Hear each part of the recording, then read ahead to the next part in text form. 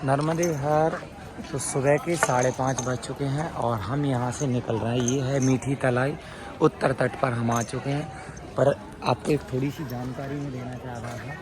यहाँ पर बहुत ज़्यादा भीड़ होती है और उसका सबसे बड़ा मूल कारण है पैदल यात्रियों को 2 दिन तक वहाँ रुके रहते हैं, वहाँ से एकदम नाव से यहाँ आ जाते हैं और इसके बाद में कार, बस, मोटरसाइकिल, जीप, पूरी बिल्कुल ये परिक्रमावासी जितने भी होते हैं वो सब यहीं पर आ जाते हैं।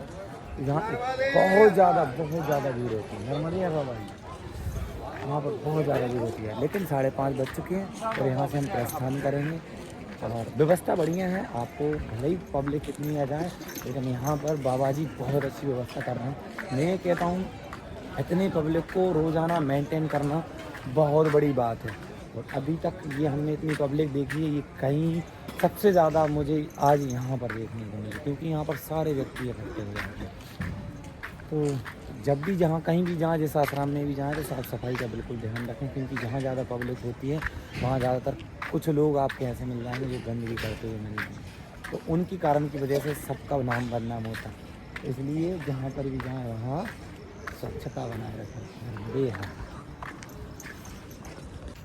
नर्मदे हर मीठी तलाई पे आने के बाद में लोग बहुत ज़्यादा गलतियाँ कर देते हैं यहाँ पर। एक्चुअल में हो क्या रहा है यहाँ पर, लोग सुबह 4:30 बजे से निकलते हैं, सुनते तो किसी की है ही नहीं है। यहाँ पर बाबा जिन्होंने परिक्रमा करी है, कई लोग मैप कहाँ है? हाँ, तो सारे लोग सुबह से उठकर निकल जाते हैं और यहाँ इतनी सारी फैक्ट्रियाँ हैं। आप देखो मेरे आमने पीछे से देखो, यहाँ देखो इतनी फैक्ट्रियाँ हैं। बंदरगाह है यहाँ पर, बंदरगाह है, तो जिसके कारण लोग कभी कभी क्या होता भटक जाते हैं। कभी कहीं जा रहे हैं लोग, कभी कहीं जा रहे हैं, कभी कहीं जा रहे हैं। तो ये सुबह निकल कर जाना उचित नहीं है।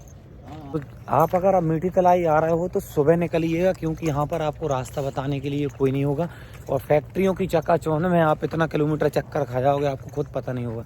मेरे पीछे भी कुछ लोग आए जिन्होंने 3-3, 4-4 किलोमीटर का चक्कर खा के आए।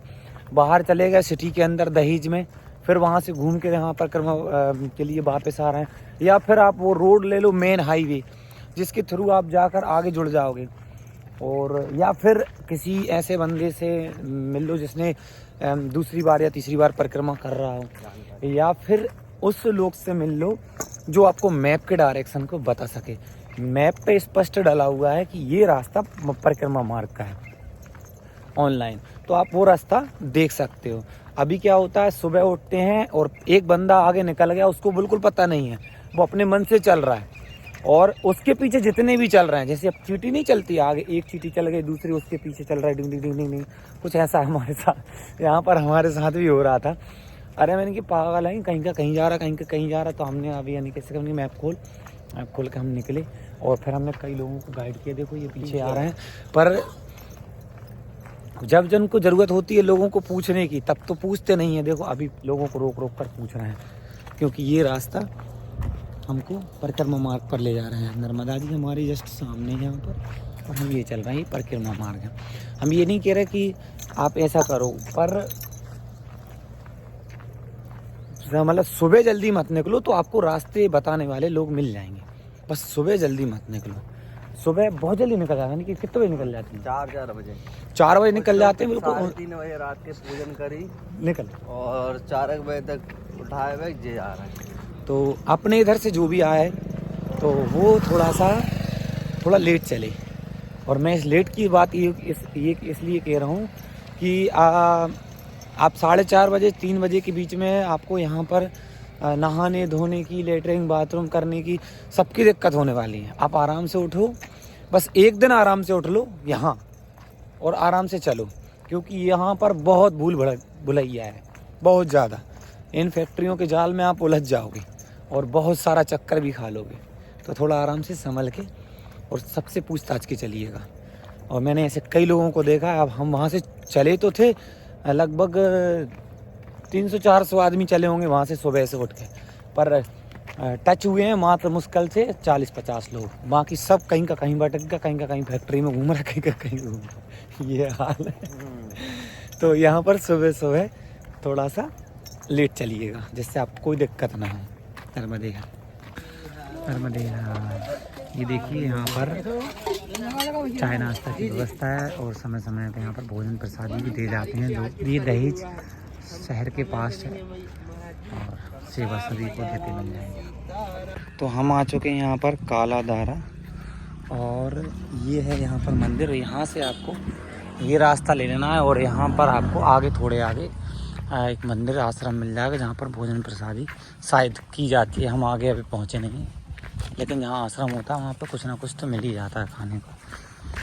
और इसके आगे मैप में हमने देखा एक नदी पड़ती है जिसको हमें क्रॉस करके जाना होता है। बड़ी नदी है, तो यहाँ से एक पुल पड़ेगा, यहाँ से पुल पार करना पड़ेगा। नर्मदा जी के किनारे किनारे हम नहीं चल सकते और देखते हैं क्या होता है आगे।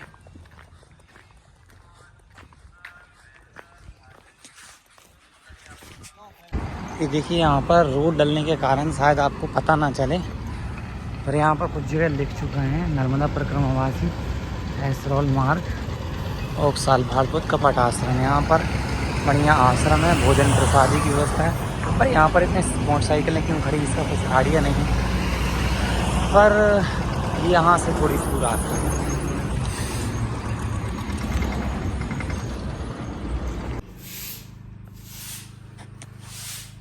2 बज गए।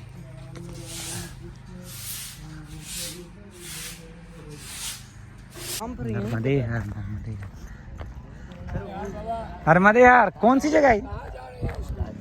हमने सोचा आगे कोई आश्रम होगा वहाँ चले जाएंगे।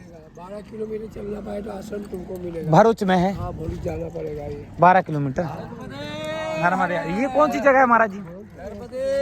नर्मदे हर महाराज। ये कौन सी जगह है महाराज जी? ये कौन सी जगह है? ये केवट आश्रम है। केवट आश्रम। चलो ठीक है। हाँ हाँ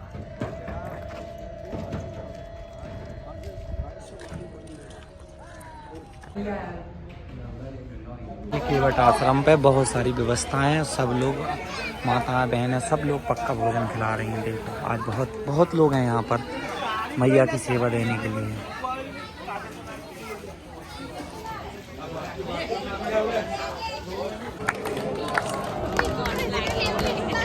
ये केवट आश्रम बहुत अच्छी व्यवस्था करी है यहाँ पर भैया लोगों ने,